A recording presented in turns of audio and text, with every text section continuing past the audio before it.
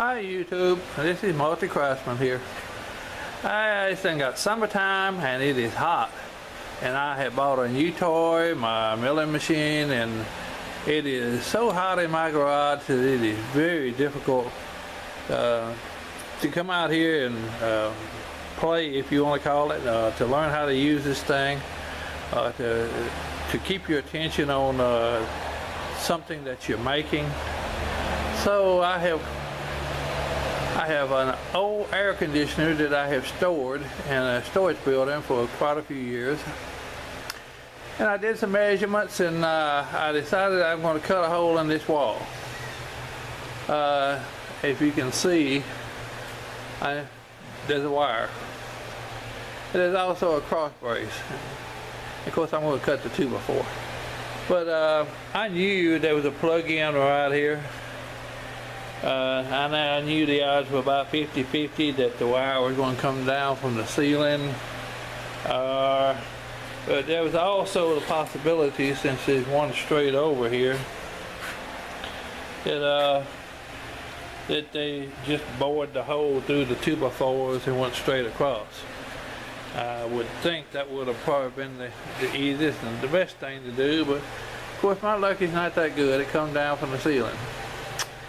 And it is, of course, it's tacked probably to the 2x4 up there, maybe down here, I'm not real sure. Hopefully just up in the ceiling. Of course my luck is never too good. So right now my plan is I can do probably 2 or 3 different things. I could go up in the ceiling and just cut the wire and cap it off and not have the plug in.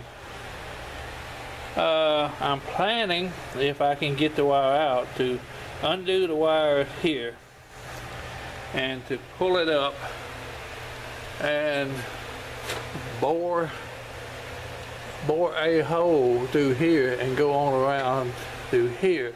I'm stopping here, my 2x4 is over here, so I'm going to think about just running it over loose, whatever distance it is, and get one of the old work boxes and put it in, and I will have it here. Of course, the frame that I have made is going to go right here and cut this 2x4, and I didn't know that brace was in there, but since it is, I'm going to cut the brace across here and across here, and I can nail the brace into my frame. I have made a frame for the air conditioner, tried it on for size, make sure everything fits like it's supposed to. And then this 2x4 here is going to nail from the inside out to the joist. The bottom is going to nail into the 2x4 I cut off, and the top is going to also nail into the 2x4 that I cut off. And the frame, the angle brace, is going to nail from the outside into this, in the top and the bottom.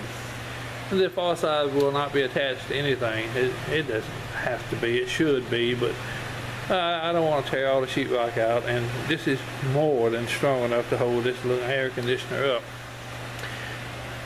So right now that's the plan.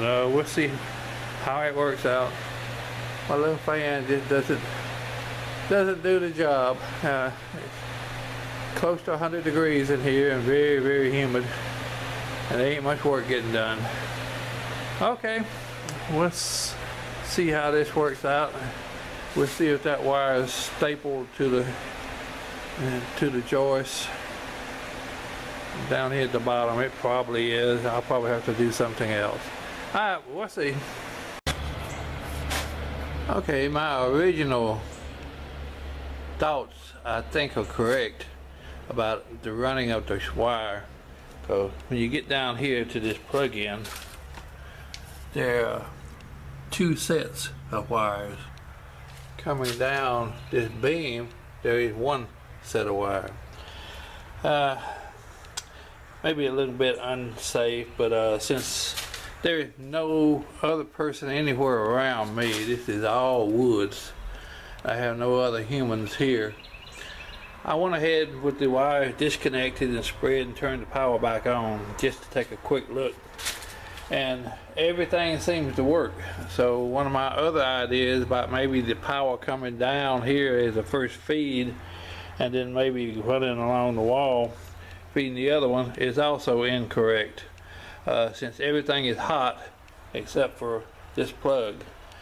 So after looking around, I remembered one thing. Here on the outside of the house there's a light, and that light does not work.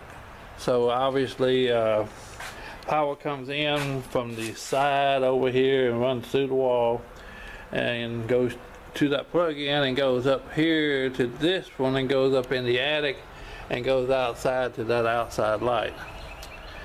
Now, you know, if I was younger I would just run up in the attic and take a look, but right now I'm kind of barely walking, gout in my feet, knees are bad, back is bad, and it's extremely difficult to do that. So I just resorted to turning the power on while I had it disconnected and reasoning it out that way. So okay, so that's good now. I got to come up with an alternative, and if I run the wire through here and out here, it's not going to reach and go around. I don't want to lose that light, and I don't plan on losing it. I think what I'm gonna do is I'm still gonna keep this plan. I'm gonna try to pull this wire up, and it feels like it's stapled. So probably somewhere down here, right above this receptacle, there are probably staples. So I think I'm going to have to pry that box off, and that will give me a hole to reach up in. If I have to enlarge it, then I will enlarge it.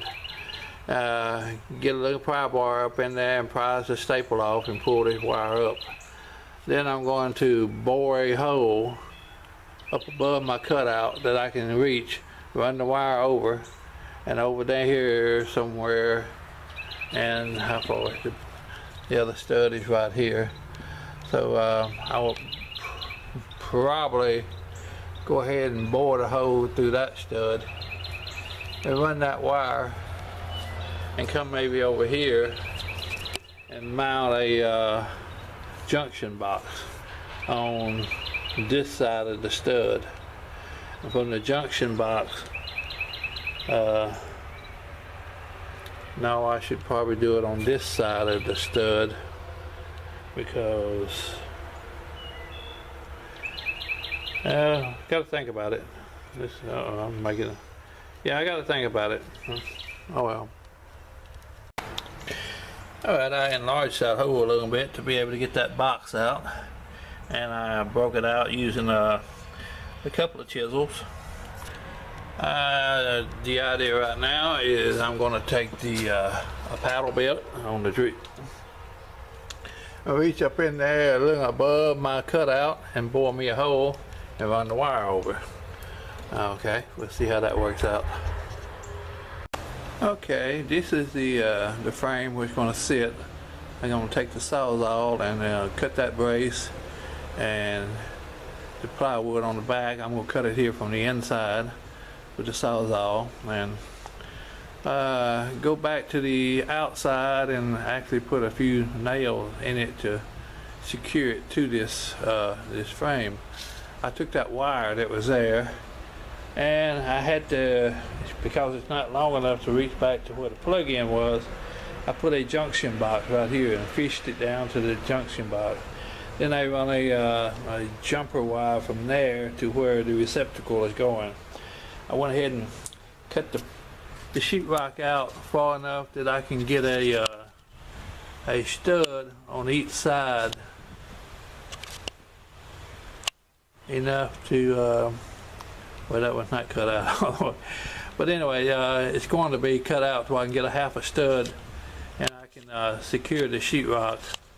Then I can tape it off and put it back the way it was. And then I can place the air conditioner in, and maybe get it cool. Well, the air conditioner is in the hole. I got to put a piece of trim around it. It's on and it's cooling, but it may not be big enough. This is only 5,000 BTU, and it may not be enough to actually cool it. If not, I'll have to upgrade and redo this whole thing. I've got the wires capped off right now. I don't need the outside light. I don't need to plug in. So right now I'm just going to check and see how well this air conditioner cools. And if it doesn't cool the way I want it to, enough that I can work in this shop, I'll just have to get a bigger one, and then I'll have to cut a bigger hole and redo this whole thing. But anyway, right now it's there and it's blowing a little cool air as long as you stand in front of it. Of course, it takes a while to get caught up.